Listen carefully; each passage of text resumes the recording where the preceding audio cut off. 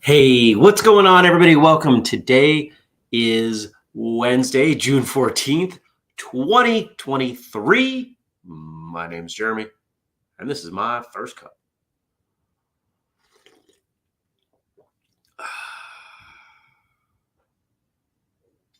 That first sip of coffee, I tell you. Who's here? Good morning, Tommy. Good morning, Nathan. I see more people coming in. Good morning to all of you out there. I hope you are well. I hope you had a wonderful Tuesday. I certainly did. I had tacos. It's one of the highlights. I'm looking outside at a very green lawn. It's raining. It rained yesterday morning. And actually, the rain held off most of yesterday. It's very interesting. It got muggy. My office was kind of gross. Yeah. But it was a good day. I hope you also had a good day. Put a lot of interesting pieces in place. Whistlekick is kind of morphing into the next version. And a lot of that involves structure and order and all the things that one might expect in an established company versus a startup.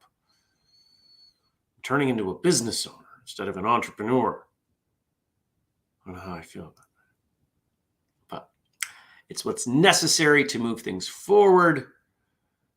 And I hope you are also moving forward. I hope you did some things yesterday, at least one small thing that moved you closer to your goals, no matter what those goals are. A lot of my time yesterday was spent, there we go, still waking up, on a lot of things for events. Marshall Summit, Andrew and I fleshed out the first draft of the rough outline, posted it in a bunch of places. It's kind of insane, all the cool stuff that we've got going on. And once we start adding in the classes, I'll tell you what, one of the things I realized as we put these pieces together yesterday was we're going to have 4 days of classes that you can take for free. 4 days. 4 days. It's kind of great. I am excited.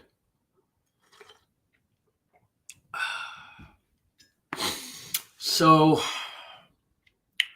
that was yesterday. What else did I do? Went and supported a friend playing at an open mic. I had tacos. Amazing tacos. Okay. Have you ever put your tacos in the oven after you load the stuff up? And you put the cheese on them, and then you melt the cheese in the oven? It's kind of game changing. This was not my idea, but I'm going to steal it from now on. Tommy's agreeing with me, and thank you. He says, definitely exciting stuff. Good morning, Jenny. I'll tell you what, when it comes to Marshall Summit, which I shouldn't assume anything, and I apologize if I am. So Marshall Summit is the next evolution of Free Training Day Northeast, as we realized that we were stretching at the seams, trying to do more, bring in more, have more. And so we've got 4 days, Thursday, Friday, Saturday, Sunday, November 9th through 12th, Keene, New Hampshire. Free Training Day will still anchor on Saturday the 11th. But we have a MATIC, Martial Arts Teacher Training and Certification, Level 1, and the first ever Level 2. We're going to have a variety of sessions on Thursday and Friday and Sunday for school owners and instructors. We're going to have forums and sparring clinics, social events, so much cool stuff. Hello, Bird. That I'm having a hard time keeping it straight, which is great. And one of the next steps that Andrew and I will be doing is putting out the requests or the form for people to submit for presenting. Right now, it's all the logistics, but those things are falling into place as Andrew and I. There was something Andrew and I talked about yesterday, and he said, "Yeah, but where? What if?" And I said, "Andrew, don't you remember free training day magic? Somehow, everything with this event falls into place. The number of times things have gone sideways, like the fact that in 2021." We lost our space 3 weeks before our event. And we found a better space. And more people came. Right? There are just so many little things like that. They're awesome. Good morning, Dennis. I said, don't forget free training day magic. And he said, yeah, you're right. So I got a bunch of stuff to do with that around graphics and whatnot. I gotta get the logos going. Tons of cool stuff there. What else did I do yesterday? A little bit of client stuff.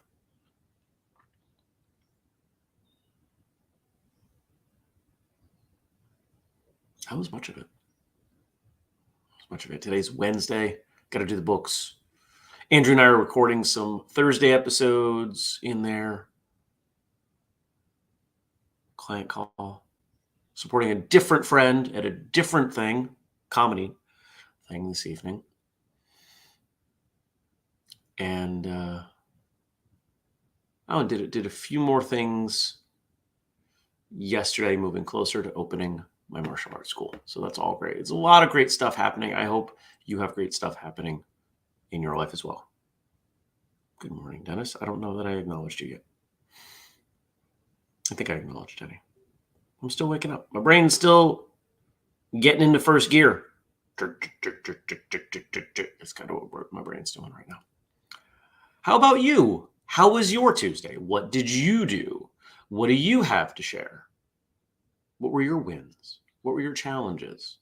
What do you want support for? What are you looking forward to today? So many things. Don't be afraid to let me know.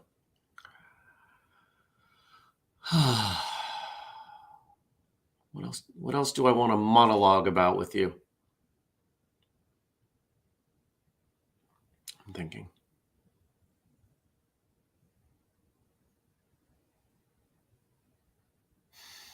I don't know. I really don't. Things are going really well. Most of the stuff that I spent time on yesterday is at a really detailed level and would be fairly boring to share, so I'm not going to do that.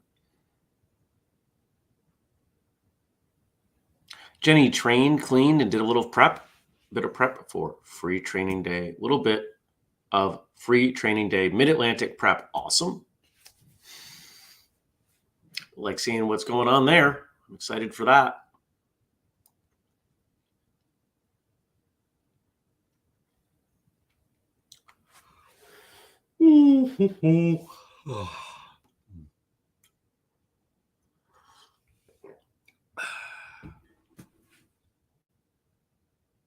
Yeah. I think we're going to go to Frank's stuff because you're all very quiet. And that's okay. So, Frank sent over stuff. What do we got today? We have 3 quotes from Lincoln. Oh, these are ones that I don't know. Oh, these are fun. I'm excited. Thank you, as always, to Frank for the work that you do on the show. Thank you to Josh for our theme song and Denise for the audio. And Jenny's posting something here. She says she's excited too about Free Training Day Mid-Atlantic in Philadelphia. What weekend is that? September 23rd and 24th. By the way, presenter applications are currently being accepted. Message me or go to the Facebook event page for info. There you go. If you want to go, if you want to present, fill out the form. Maybe your offer will be selected.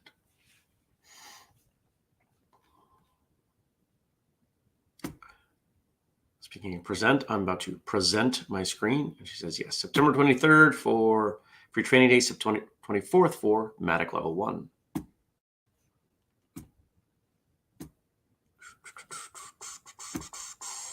And let's see where these Lincoln quotes take us. Nearly all men can stand adversity, but if you want to test a man's character, give him power. Hmm.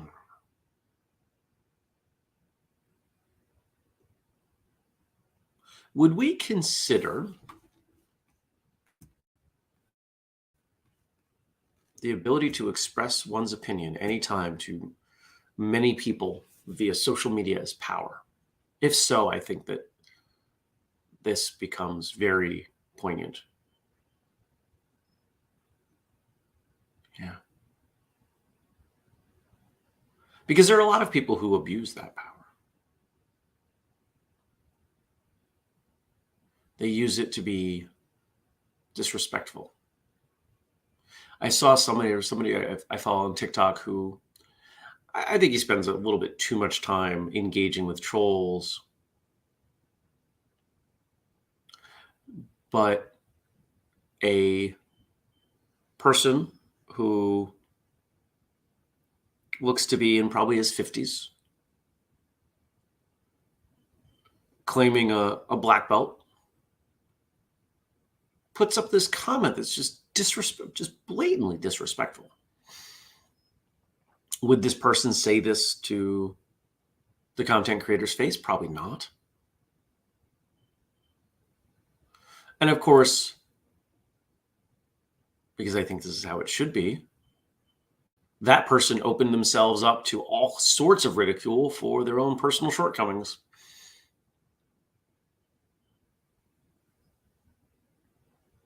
It was great to watch that. That's what should happen. If you're going to be a bully, you deserve the consequences.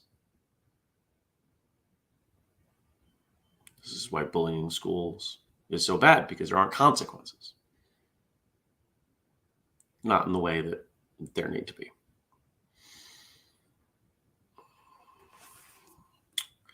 Tommy says, trolling trolls is a real thing. And Jenny says, I pressed a button. I don't know. Lots of people have the ability to express themselves on social media, but not everyone gathers followers, supporters of their message. True. But my question was around whether or not it's a kind of power. Is social media, is that convenience of sharing a message, is that power? I think it's a type of power. Because previously you had to work really hard to get a message across. Then it says social media can be a cesspool of negativity. Those 50-somethings who lurk there need to get out of their parents' basements once in a while and experience real life. Well, what was fascinating about this individual, because I took a look, and usually when someone makes a negative comment and then gets railed by other people in defense of the original person, you look at their content and you realize that they have no videos up, nothing identifying about them. This person had photos of their, looks like grandchildren, their black belt.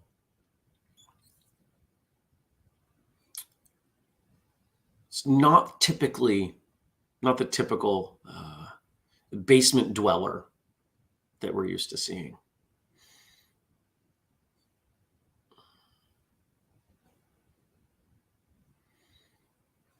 I really hate when people do this. I do.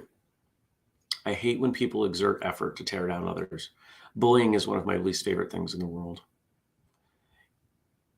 In the more extreme versions, it is the thing that inspires me to violence.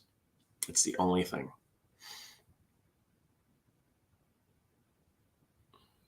I will tear someone apart. Jenny, that's a good way to put it. It's an accessory to power. I can see that. And we see this all over the place, don't we? That just power, there's the saying, power corrupts, absolute power corrupts absolutely. That's a translation of an old Greek quote, I think. Maybe old Roman quote. It's like Marcus Aurelius or something. It goes back a ways. Most people can't handle power. They don't know what to do with it. Power is like adding horsepower in a car. If you're a terrible driver, you're just going to be a terrible driver at a much faster rate of speed. You're not going to get better. If you're a crummy person and you have power, you're going to be a more powerful, crummy person.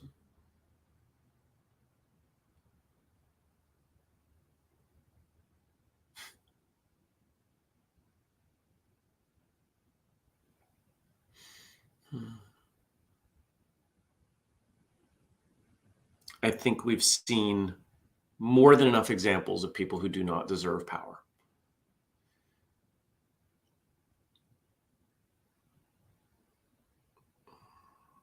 I would suggest that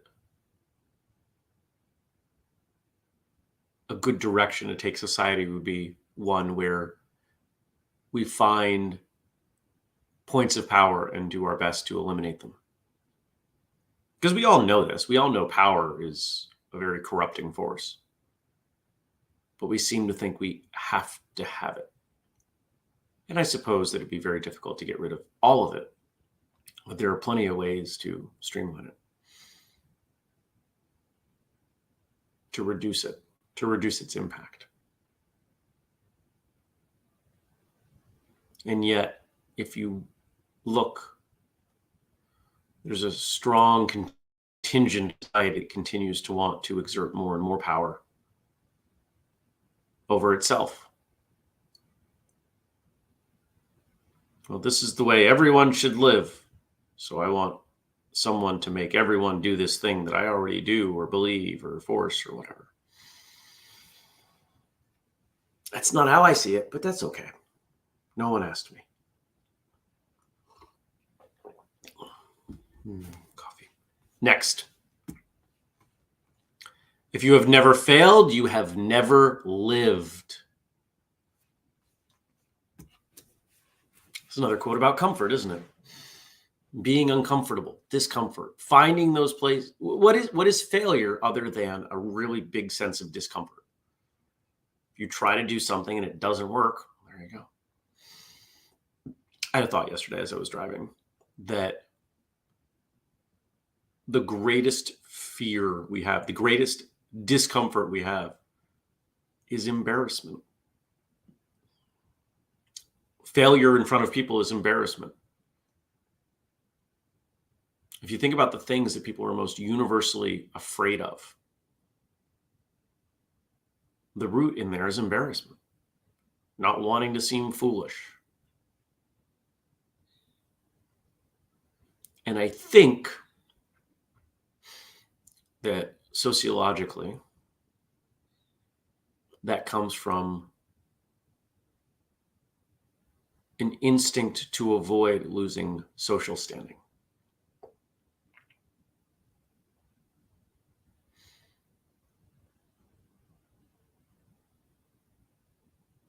These are things I think about often.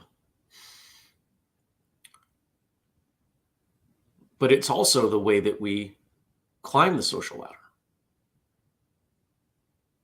to take risks. Every action requires risk.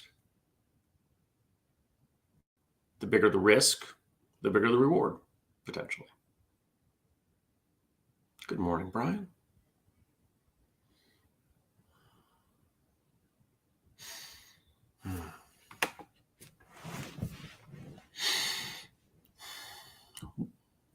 You don't have to post this. You can if you would like. When was the last time you failed at something? Or if you don't like that word, as I don't, when was the last time you really screwed up something badly? Probably learned a lot from it. Probably made you a better person. In fact, the bigger the failure, the stronger the impact.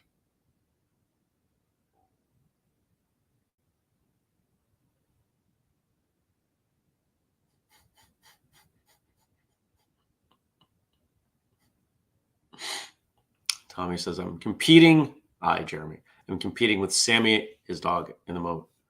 At the moment, in who can Cato hear now? Yes, my dogs use the nickname Sammy One. You have not lived until you've been on a Zoom call with Tommy and heard the dogs in the background howling away. It's one of the funniest things in the world. I love it.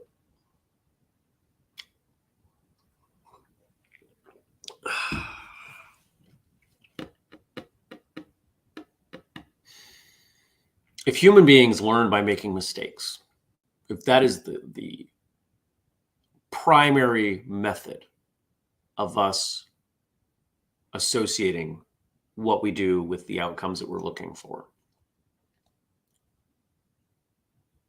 to discourage error or failure or whatever you want to call it, is to suppress progress. If we want a martial arts school that has the best students, we need to encourage experimentation, trial and error, failure, whatever you want to call it. The more willing we are to accept and support that, the better the students will get.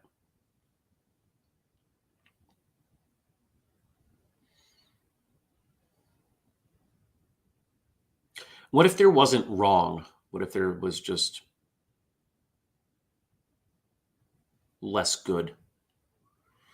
And yeah, if we're talking about a form and the form starts stepping to the left and you step to the right, that is incorrect. But what if someone did a completely perfect mirror version of the form? You're really going to call it wrong? It's not what we're supposed to do. It's not the correct way. But does it have to be binary? Does it have to be right or wrong? If forms are right or wrong, then the whole premise of forms would suggest that we all always do them wrong, because there's always something we can do better. If the only way that is correct is the perfect way, well, that's an unattainable goal, and that's rather disappointing.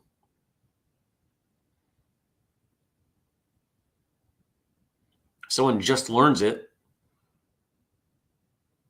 and they get the first 3 moves, you're going to tell them they're wrong when they leave? Probably not. Hopefully not.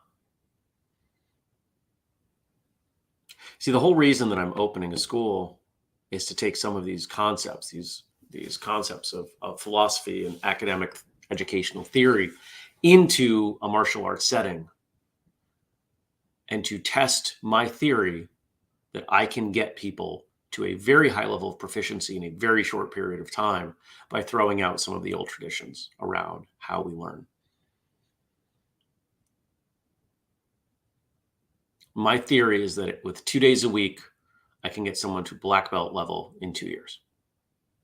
I genuinely believe that.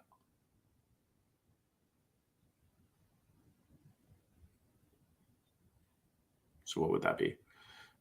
200 hours?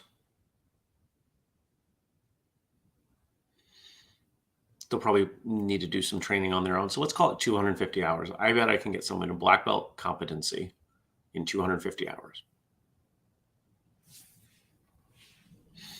And I don't mean, some low standard of black belt. I mean, I can put them in a tournament and they'll hold their own. That people from other ways of doing things will look and say, yeah, they're equivalent to my black belts.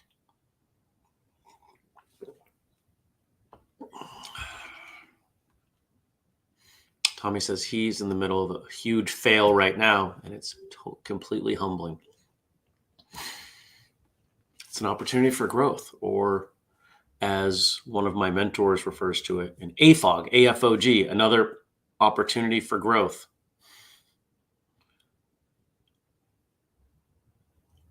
Interesting. Tommy says, my friend Avi did this with push hands. In a short time, they were pushing like somebody who pushed for years. Cool. Love it. All right, what's our last quote here? In the end, it's not the years in your life that count, it's the life in your years. The impact you make, the stories you tell, the people you helped, the growth you experienced, the love you gave and received, The love you gave and received. Yeah, and received. Brain's still not on. Plenty of people live a long time, but they don't actually live. I should say they're alive a long time. And why do people live more? Because they're afraid. Because they're afraid of ultimately embarrassment. The more I look at it, the more I believe that is the core fear that we have. Fear of public speaking, fear of being embarrassed. Work to get rid of embarrassment in yourself and in others. It's a strong instinct. How do you get rid of it? You do stuff that others would find embarrassing. The same way that you address any other innate instinct. How do we as martial artists stop adrenaline from taking over and making us completely useless in a stressful situation? We practice situations that are adrenaline fueled. We learn on an unconscious level how to work with adrenaline.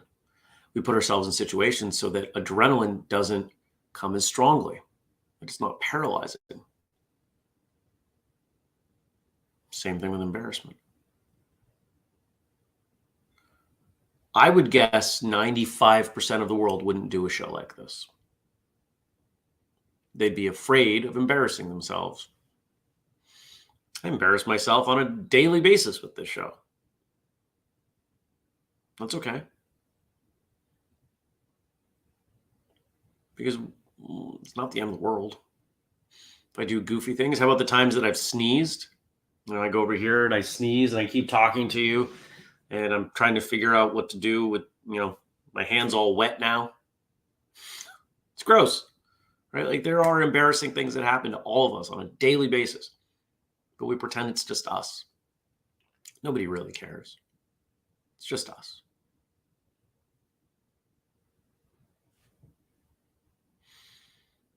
You work through it, you learn from it, you grow from it, you become stronger as a result. I'll leave you with this thought.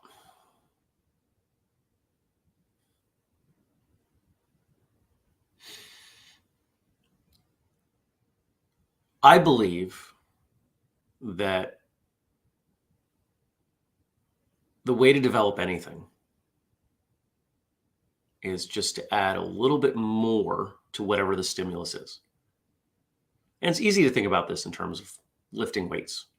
If your body gets used to lifting 10 pounds, you start lifting 11 pounds, 12 pounds, 13 pounds. Not 1,000 pounds. That's too much. That hurts. That injures you. But that slow, steady progress, slow, steady, continual progress. If you've done any of the whistle kick training programs, you know that that concept is threaded through there. You do more for a little bit longer, shorten the rest, things like that. These very small increments. And over time, you get something pretty magical out of it. It's the same for everything. Some of those things are a little bit more difficult to quantify. I'm not trying to go from, where Whistle Kick is now to Whistle Kick is a $10 million a year company tomorrow. I'll lose my mind before that happens. Is there a way to do that? Probably. Is there a sustainable way to do that that allows me to keep integrity? I don't believe so.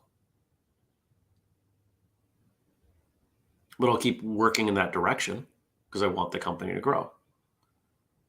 Just as I'll go to the gym later today because I want my muscles to grow. I want to be stronger.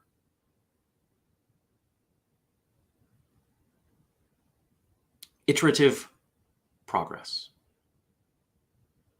It's baked into what we do as martial artists. Don't be afraid to bring that idea into the rest of your life. And don't let the opinions of others that you don't even know stop you from taking steps, from taking risks and growing.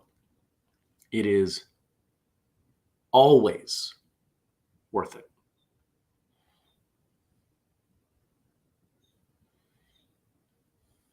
Let me say, I'm sorry. Dennis says, my biggest fear is running out of coffee. I thank you all for coming by. I appreciate each and every one of you. If you want to support, you know what to do. Watch a thing, share a thing, buy a thing, tell somebody else about a thing, sign up for a thing, all the things. I hope to see you tomorrow. I hope you have a wonderful day. Take care, everybody. Peace.